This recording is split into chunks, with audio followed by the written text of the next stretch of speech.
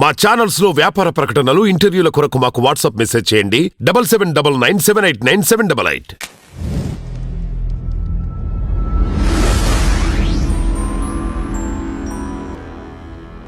Hello guys, welcome to tree media. Present మనం సదరుపల్ doctor నూరి పరి గారితో ఉన్నాం. ఒకసారి వాళ్ళతో మాట్లాడదాం. Hello ma'am. హలో, అస్సలాముఅలైకుం. నమస్తే. నమస్తే మ్యామ్, ఎలా ఉన్నారు? బాగున్నాను, దేవుడి దయ వల్ల. మ్యామ్, ఫస్ట్ నా క్వశ్చన్ ఏంటంటే, మీరు ఎంబీబీఎస్ ఎక్కడ చదివారు? కడపలో చదివారు. ఎంబీబీఎస్ డాక్టర్స్ చదివి చాలా మంది పేషెంట్ దగ్గర ఎంత ఎక్కువ మొత్తంలో అంత లాగితే వాళ్ళు బిజినెస్ గురించి వాళ్ళు చూసుకుంటారు. బట్ మీరెందుకు 10 రూపాయలతో చేస్తున్నారు? అది కూడా మీరు మెడిసిన్స్ మీరే ఇస్తున్నారు. ఓపీ ఒకటే అనుకోవచ్చు. అండ్ మెడిసిన్స్ కూడా మీరు సుపీరియర్ యూస్ చేస్తున్నారు అని తెలిసింది, జనరిక్ కాకుండా. అండ్ మా ఆడియన్స్ కి డౌట్ ఏంటంటే, మనీ ఎక్కడి నుంచి వస్తుంది మీకు? ఫస్ట్ మా క్వశ్చన్ అది. సో ఫస్ట్ స్టార్టింగ్ ఏం అడిగారు, డాక్టర్స్ ఎంబీబీఎస్ చదివాక బిజినెస్ లాగా డబ్బులు లాగేయాలి అని చూస్తారని. It's completely a mistake. So మీ జబ్బుని బట్టి మెడిసిన్స్ ఇస్తారు, ఏదైనా చేస్తారు. నేను ఆల్రెడీ ఇంతకు ముందు ఇంటర్వ్యూస్ లో కూడా చెప్పున్నాను. ఇప్పుడు మీరు ఇండివిజువల్ క్లినిక్ ఉన్న డాక్టర్ దగ్గరికి వెళ్ళండి, వేరేలా బిల్ అవుతుంది. ఒక కార్పొరేట్ హాస్పిటల్ 4-5 మల్టీ స్పెషాలిటీ కలిపి ఉన్న హాస్పిటల్లోకి వెళ్ళండి, బిల్ వేరేలా ఉంటుంది. అక్కడ అంతా మెయింటైన్ చేసేది డాక్టర్స్ కాదు, కార్పొరేట్ బిజినెస్ పీపుల్. వాళ్ళు మాలాంటి డాక్టర్స్ కి జీతాలు ఇచ్చి, మీరు ఆల్రెడీ చూసే ఉన్నారు ఠాగూర్ మూవీ లాంటిది. అక్కడ మెయింటైన్ చేసేది ఎవరు? Business people. డాక్టర్స్ వర్కర్స్ మాత్రమే. వాళ్ళకి టార్గెట్స్ ఇస్తారు డాక్టర్స్ కి, అంతే.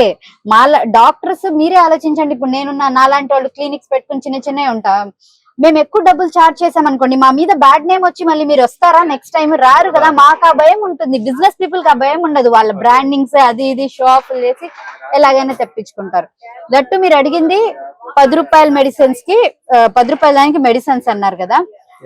నేను 10 రూపాయల ఓపీ తీసుకునేది నా క్లినిక్ లో ఒక డబ్బా పెట్టేస్తాను. నేను 10 రూపాయల ఓపీ చేతికి తీసుకోను.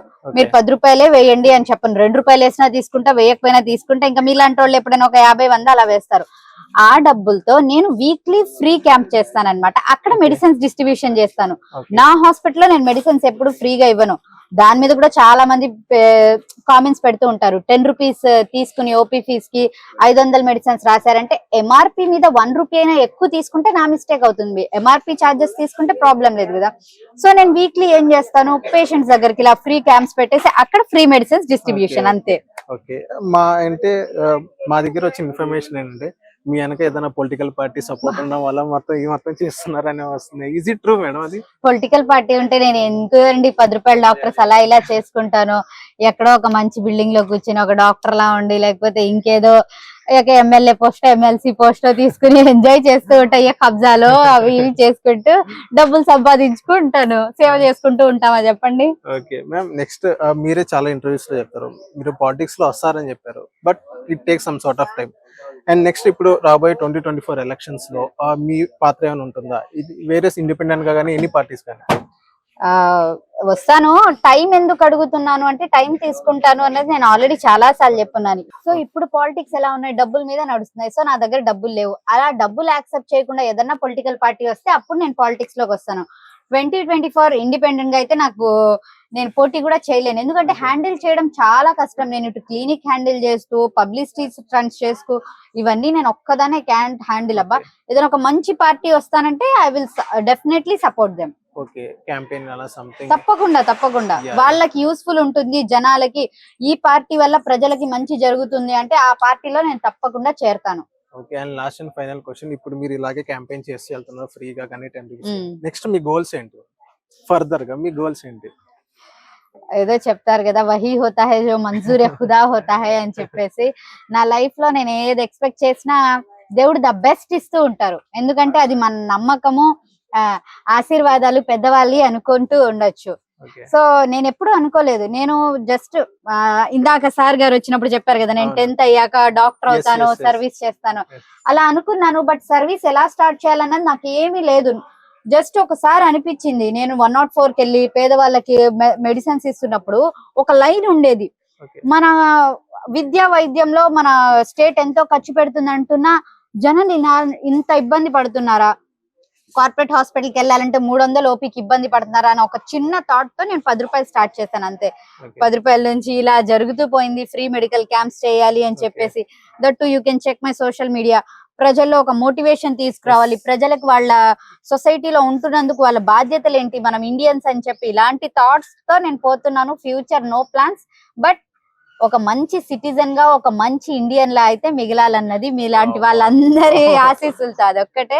అండ్ ఇప్పుడు కోవిడ్ కేసెస్ అనేది పెరుగుతున్నాయి yeah. ఇండియాలో. దాని గురించి దేని వల్ల ఆయన పెరుగుతుంది? అంతకు ముందు ఒక 1 year 2 years back 1.5 year back అంత లేదు, అండ్ ఇప్పుడు మళ్ళీ స్టార్ట్ అవుతుంది. దేని వల్ల అని అంటారు?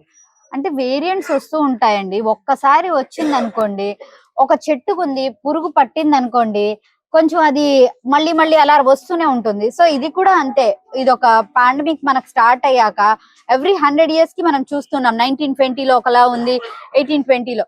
సో దీని ఎఫెక్ట్ WHO ఎప్పుడో చెప్పింది, ఒక 20-30 years దీని ఎఫెక్ట్ మన సిస్టమ్ మీద పడుతుంది అని చెప్పేసి.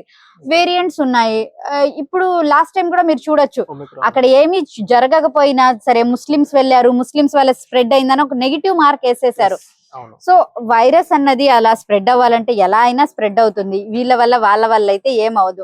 అది కూడా ఇది వింటర్ సీజన్ కాబట్టి జలుబు దగ్గులు, మనకేంటి సిమ్టమ్స్, దగ్గు, జలుబు, గొంతు నొప్పి ఇవే ఎక్కువ ఉంటాయి. ఈ సీజన్ లో మనం ఏమనుకుంటాం, కామన్ ఫ్లూ కదా అని లైట్ తీసుకుంటాం. ఇది లైట్ తీసుకున్నప్పుడే పెరిగి ఆ కోవిడ్ సిమ్టమ్స్ లో మారుతుంది. దట్టు ఎఫెక్టెడ్ అయిన పీపుల్ కి ఇంకా ఎక్కువగా వచ్చే ఛాన్సెస్ ఉన్నాయి. ఓల్డ్ పీపుల్ కి అండ్ చిన్న పిల్లలు వీళ్ళు జాగ్రత్తగా ఉండాలన్నమాట. యాజ్ యూజువల్ మీకు అన్ని ప్రికాషన్స్ తెలుసు. ఆ ప్రికాషన్స్ ఎలాగో TV9 లో మెడిసిన్స్ ప్రిస్క్రిప్షన్స్ సహా మా జగన్ అనే బ్లీచింగ్ పౌడర్ సహా అన్ని వేసేసుకోమన్నాడు. మీరు అవన్నీ ఫాలో అయితే చాలు. మంచి ఫుడ్, ఎప్పుడైనా సరే మంచి ఫుడ్, నిద్ర, ఎక్సర్సైజ్ ఉంటే చాలు. సో చాలా హ్యాపీగా ఉంది నేను ట్రీ మీడియాని కలవడం. ట్రీ మీడియాని ఎలా కలిసానంటే, నేను గొల్లపూడికి రావడం జరిగింది. Just with in span of 1 day నేను ఇలా మెడికల్ క్యాంప్ పెట్టాలి అని గొల్లపూడిలో చెప్పంగానే సిద్దికియా మస్జిద్ ఆధ్వర్యంలో మన షఫీ గారి యూత్ అందరూ కలిసేసి ఒక మంచి మెడికల్ క్యాంప్ అరేంజ్ చేశారు. Thank you so much, thanks a lot. Okay ma'am, thank you and all the best for the future. Thank you very much.